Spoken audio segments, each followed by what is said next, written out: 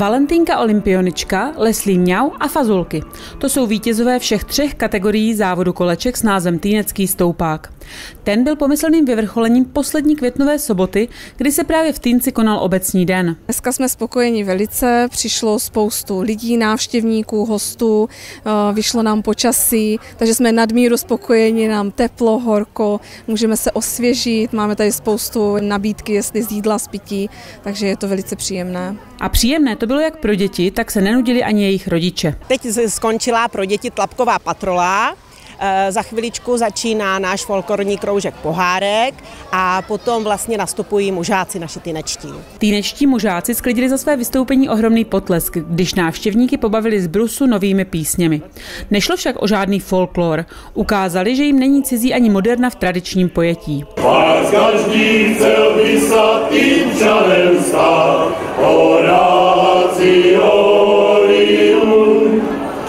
V nedělu pod máju Týnecku stát, Horáciorium. S tím dlouhým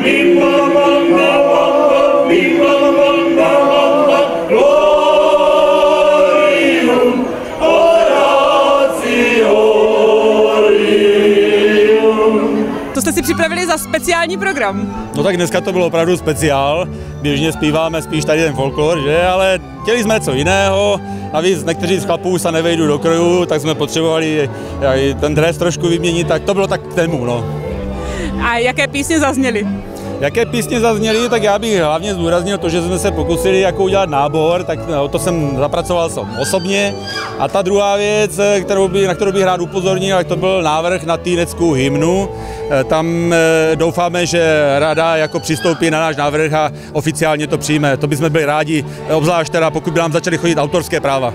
Když se dospělí bavili u vystoupení pohárku a mužáků, děti se mohly vydovádět na skákacím hradu nebo si ověřit své dovednosti v některém z připravených stanovišť. Stanoviště máme zatluč hřebík, máme střelbu vzduchovkou, máme natahní košteř a ještě máme vědomostní kvíz. Co si pod tím představit? Babi z Jamy připravili otázky různé, vůbec netušíme jaké, ale prostě soutěžíte něco, je tam něco z Týnce zřejmě, něco z okolí, takže vědomostní. Ačkoliv program obecního dne v Týnci byl i loni nabitý zajímavým programem, týnečtí se snaží lákadla obměňovat.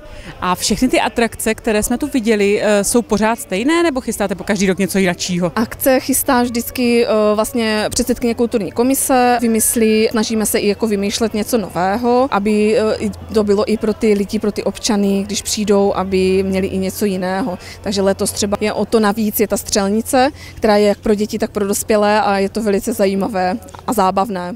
Stojí tam pořádná řada, takže určitě ano. Ano, je tam pořád řada, jak děti, tak i dospělí si to chválí, tak jsme rádi, když potom i ten ohlas je jakoby pozitivní. Právě zážitková střelnice byla tím, co na Hradišťku přitáhlo největší pozornost. Mám tady střelnici pro děti, dospělé, lidi všeho věku a je to taková zábavná věc, která baví vlastně v podstatě všechny. A odkud jste? Z Prostějova jsme přijeli. A jste tady poprvé? Ano, poprvé. A co si teda vyzkouší? Já jsem viděla, že mohou střílet i ve dvojicích, jak to probíhá? Máme tam dynamickou střelbu, kde jsou jakoby náhodně se zvedající terče a ti střelci vlastně musí vybrat terč, který se postavil, střelit a pak následně přemíří na další terč a střílí dále. A jaké jsou to zbraně? Jsou to vzduchem poháněné zbraně, něco jako airsoft nebo něco takového. V parném dni příchozím brzy vyhládlo a tak se mohli občerstvit některou z dobrot, kterou pro ně místní spolky přichystali. Spolky připravili občerstvení, takže rybáři, tam jsem viděla nějaké pstruhy, viděla jsem tam hot dogy, to dělají vinaři, dokonce hamburgery, ty už nebudou, takže tak. Zlatým hřebem vydařeného odpoledne byl týnecký stoupák. Soutěž, ve které závodníci soutěží v tom, kdo nejrychleji vyjede do kopce z kolečky. Za chvilku už nás čeká ten největší závod, týnecký stoupák. Proč se mu tak říká, jak vůbec vznikl? Tak ono, Týnci se přezdívá nebo se říká, že Týnec jama, že jsme z kopce, takže to vzniklo vlastně na popud tohoto, vlastně, že budou soutěžit do kopce tedy, aby to nebylo tak jednoduché, je to složitější, takže teď máme v podstatě druhý ročník, první ročník byl takový 0, zkušební, takže dneska se zase pojede, vymyslela se další i nová kategorie pro ty nejmenší, takže jsme na to velice zvědaví. Letos týnečtí připravili disciplínu také pro nejmladší běžce. Tento rok jsme rozšířili rozšířili. Rozšířili jsme baby kategorii, což jsou malinké děti od 3 do 6. Ty teda netlačí kolečka, ale máme tam nachystanou plastovou sekačku a kočárek. A druhá kategorie je junior, což je do 15 let, může v kombinaci s dospělým. A potom máme dospělé. Jsou nějaké ceny, na které se mohou těšit, které vyhrají? Doufám, že si je potěšíme. Takže děti by mohly vyhrát poukázku do dráčika, aby si vybrali, co by se jim líbilo. Junior má pizzu samozřejmě a dospělí mají grilovačku, takže maso na grill a bečku piva. A komu to z jamy tak úplně neběželo, mohl se těšit aspoň na ocenění za nejlépe vyzdobené vozidlo. 3, 2, 1, start!